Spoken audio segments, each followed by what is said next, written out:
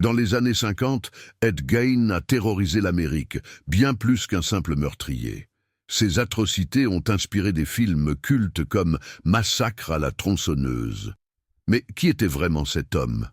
Prépare-toi, car ce qui suit va te faire frissonner. Ed a grandi dans une ferme isolée du Wisconsin, avec une mère dominatrice et une enfance chaotique. Les psychologues parlent d'une influence marquante. Sa mère lui a inculqué une haine profonde pour les femmes. Et attends, parce que voilà le plus fou. Après sa mort, Ed a été arrêté pour le meurtre de 2 femmes, mais ce qu'on a découvert dans sa maison est encore plus choquant. En fouillant, les policiers ont trouvé des objets faits avec des restes humains, des fauteuils en peau, des masques de visage et même des accessoires mortuaires.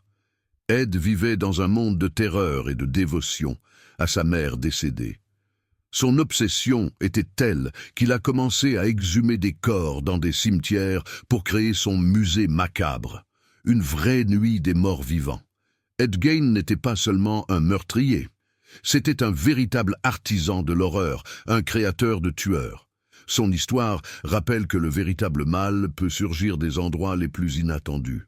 Ed a été déclaré fou et enfermé dans un hôpital psychiatrique, mais ses actes ont laissé une empreinte indélébile dans la culture pop. Et même maintenant, son nom provoque des frissons. Il incarne une peur primitive, celle de l'inconnu. Certains disent même qu'il a contribué à façonner le visage des films d'horreur modernes. Le plus perturbant dans tout ça, c'est qu'il a été une source d'inspiration pour d'autres criminels. Les légendes naissent parfois des ténèbres les plus profondes.